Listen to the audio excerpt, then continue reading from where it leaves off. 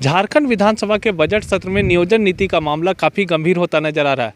जहां विपक्ष नियोजन नीति को लेकर सरकार को घेरने का हर संभव प्रयास कर रही है, वहीं सत्ता पक्ष के लोग विपक्ष को सदन रोकने को लेकर जिम्मेदार ठहरा रहे हैं। मौके पर दोनों पक्षों ने क्या कुछ कहा, आइए आपको सुनाते हैं। इस तरह से विपक्ष ने हंगामा किया, क्या कुछ कहेंगे? सबसे पहले तो विपक्ष वाले को जो जिस प्रकार से सदन को बाधित कर रहे हैं, ये बहुत शर्मनाक बात है। हम झारखंड राज्य के हित के लिए यहाँ हम लोग आते हैं और नियोजन नीति अभी हमने ने कोई घोषणा नहीं किया, कुछ नहीं किया और इस प्रकार से किया जा रहा है तो शर्मनाक बात है। यह विपक्ष का सदन बाधित करना इनका अब मंशा बन गई है। मेरा कहना है कि सरकार बता देना कि 1932 का खतियान के लेकर जौहर यात्रा आपने पूरे राज्य में प्रारंभ किया, क्या हो रहा है 1932 का? आपने ओबीसी को ठगने का काम किया कि मैं 27% आरक्षण देना घोषणा किया, क्या हो रहा है 27% का? आज नियोजन नीति, आप ऐसा नियोजन नीति बनाए कि कोर्ट ने उसको निरस्त कर दिया सारे एग्ज़ाम को, और आज फिर ऐसा आप नियोजन नीति लेके आने जा रहे हैं जिसमें बाहरी लोगों का प्रवेश होने जा रहा है। तो नियोजन नीति सभी राज्य का देखें, अपना अपना अगर राज्य का देखें तो कम से कम उनसे भी सीख ले के इनको अपना नियोजन नीति बनाना चाहिए। 60-40-60 यहाँ के लोग, 40 बाहर के लोग, क्यों ऐसा क्यों होगा? 3rd ग्रेड 4th ग्रेड में ऐसा क्यों होगा? जो और राज्य 10% ले रहा है, 5% ले रहा है, वैसा आपको लेना चाहिए।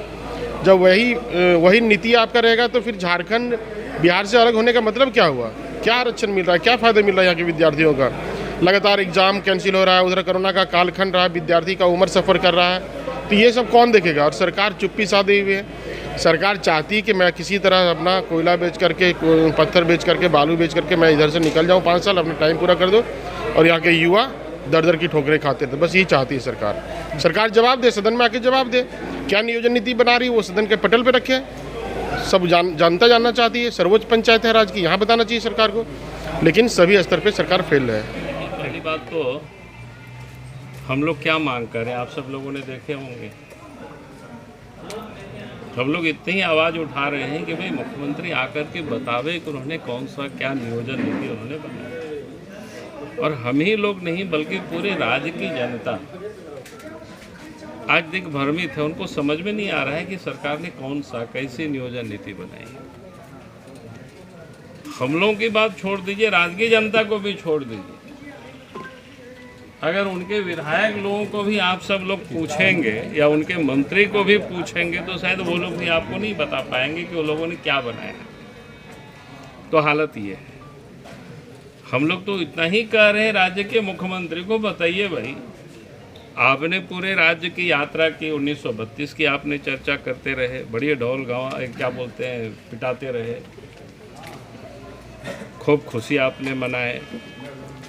हम लोगों ने भी सदन में उनको साथ दिया। हम लोग क्या हुआ, कौन सा नीति बनाए, 32 कहाँ चला, क्या हुआ? वो तो कह रहे हैं कि राज्य के युवाओं का बहुमत था हमारे।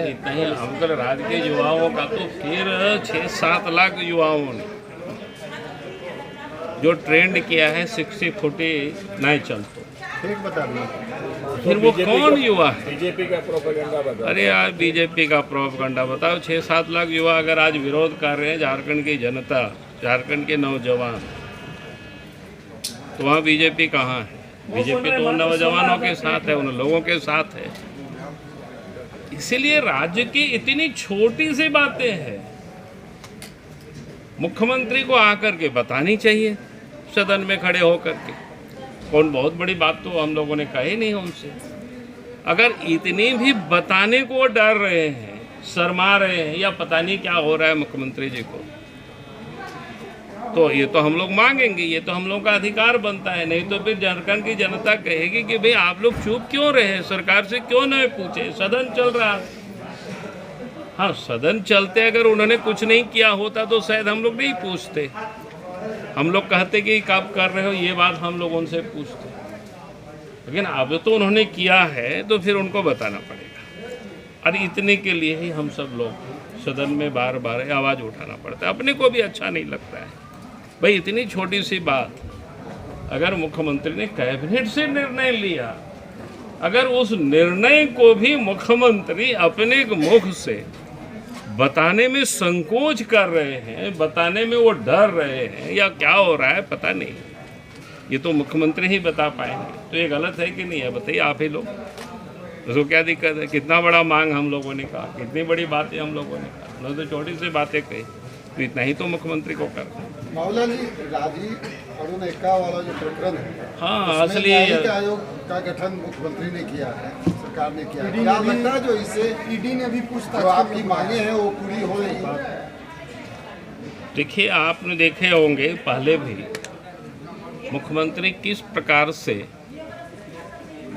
अपराधियों को बचाने की वो कोशिश करते हैं, उसका एक दूसरा ये नमूना है। दूसरा मैं इसलिए कह रहा हूँ, जो कल उन्होंने निर्णय लिया है कि बीके गुप्ता के अध्यक्षता में जांच कमेटी उन्होंने बनाई है, और ये हमने कहा कि ये दूसरा नमूना है। तो पहला नमूना आप सब लोगों को ध्यान में होगा कि प्रेस में भी आया था, मुख्यमंत्री सचिवालय ने प्रेस विज्ञप्ति जारी किया था। साहेबगंज में जो पत्थर की इलीगल जो ढुलाई, आप देखिए उसमें कितनी बढ़िया तरीका से उन्होंने कारीगरी किया। उन्होंने एक कमीशन बनाया, एसआईटी गठित किया बीके गुप्ता की अध्यक्षता में, और कहा कि ट्रेन में इलीगल जो सप्लाई हुई है उसकी जांच करेगी। लेकिन वो ट्रेन में कहां से आया इसको जांच नहीं करेंगे, क्योंकि वहां तो डीएमओ, वहाँ के उपायुक्त, ये सारे लोग इन्वॉल्व हैं। वहाँ के पुलिस महकमे में जितनी भी उससे जुड़े हुए पदाधिकारी, सारे लोग इन्वॉल्व हैं। हम ये नहीं कह रहे कि आप जांच मत करिए, रेलवे भी जांच करिए, वो भी दोषी होंगे तो वो भी सजा मिलेगा। लेकिन जांच कहाँ से होनी चाहिए? जहाँ से पत्थर का उत्खनन हुआ है, जहाँ से उसकी स्रोत है, लेकिन वहाँ से वो जांच नहीं करेंगे। उसको सीधा सीधा उन्होंने क्या बोलते हैं, मैंने क्लीन चिट अपने लोगों को बचाने के लिए। भाई ऐसा कोई जांच होता है क्या? हम लोग तो कह रहे हैं कि आप मुख्यमंत्री जी, आप पूरे मामले आप सीबीआई को सौंप दीजिए ना, और नहीं तो आप बीके गुप्ता से ही जांच कराइए, हमें कोई दिक्कत नहीं है। लेकिन जांच वहां से होनी चाहिए जहां से पत्थर की खदान की उत्खनन हुआ और वहां से ट्रांसपोर्टिंग हुआ, और उसमें कौन कौन लोग इन्वॉल्व है, ये सारी चीज़ों की पता चल जाएगी। नहीं तो ट्रेन में जांच करके क्या पता मिलेगा? ये कैसे कारीगरी करें, कैसे बुद्धिमानी कर रहे हैं, कैसे समझाना की कोशिश कर रहे हैं। तो इसलिए हमने कहा कि भाई ये जो मुख्यमंत्री ने ये दूसरा कारीगरी किया है, जो राजीव अरुण एक्का को बचाने के लिए, पहले तो उन्होंने क्या किया कि भाई विभाग उनका चेंज कर दिया। भाई ट्रांसफर कोई पनिशमेंट नहीं होता है, सजा नहीं होती है। ट्रांसफर तो रेगुलर भी होते रहता है सचिवों का या पदाधिकारियों का, कर्मचारियों का। हम लोगों ने क्या मांग किया था? भाई उनको निलंबित करनी चाहिए थी, उनके ऊपर एफआईआर होनी चाहिए थी, लेकिन वो सब किया नहीं। उनकी गिरफ्तारी होनी चाहिए थी, जो कि महत्वपूर्ण पदों पर बैठे हुए हैं। तो उनको बचाने के लिए यही उन्होंने जांच बिठाया, वो भी रिटायर जो बीके गुप्ता की अध्यक्षता में। भाई क्या मतलब है? उन्होंने एक नहीं कई एक गड़बड़ी की हुई है। एक गड़बड़ी तो कल ही मैंने मुख्य सचिव को पत्र लिखा है। पुलिस निगम में किस प्रकार से वहाँ के जो इंजीनियर चीफ थे उसकी बहाली हुई है, उसका एक्सटेंशन हुआ है, एक एक दिन में कैसे फाइल मूवमेंट किया है। उन्होंने पुलिस निगम की ओर से गोड्डा में जो पुलिस हाउस का वहाँ पर जो टेंडर हुआ, विशाल चौधरी के कंपनी को टेंडर दी गई, और जब विशाल चौधरी के घर पर जब रेड हुआ तो इंजीनियर ने उसकी टेंडर को रद्द कर दिया। आप जरा सोचिए, और रद्द ही नहीं किया। रद्द करने के बाद जो सिक्योरिटी मनी जमा होता है वो भी आदेश दिया गया कि उस पैसे को उनको वापस कर दिया जाए। पैसे उसको विभाग ने वापस कर दिया। और बाद में इंजीनियर को समझ में आया कि ये तो आप फंसने वाले हैं, तो फिर उनको पत्र लिखा है कि साहब उससे पैसा फिर से रिकवर किया जाए। ये क्या खेल चल रहा है? क्योंकि वहाँ सचिव कौन थे गृह विभाग में, कारा विभाग में? मुख्यमंत्री के प्रधान सचिव राजीव अरुण एक्का थे, और उन्होंने प्रभाव का किस प्रकार से दुरुपयोग किया है अपनी पावर का, वो एक छोटा एक नमूना है वो भी।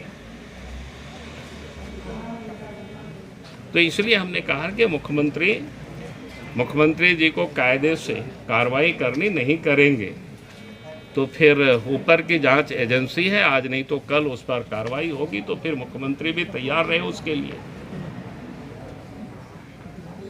जहां उनके दलाल बिचौलिया लोग गए हैं वहां जाने के लिए भी तैयार रहे, और हम अभी क्या कहेंगे।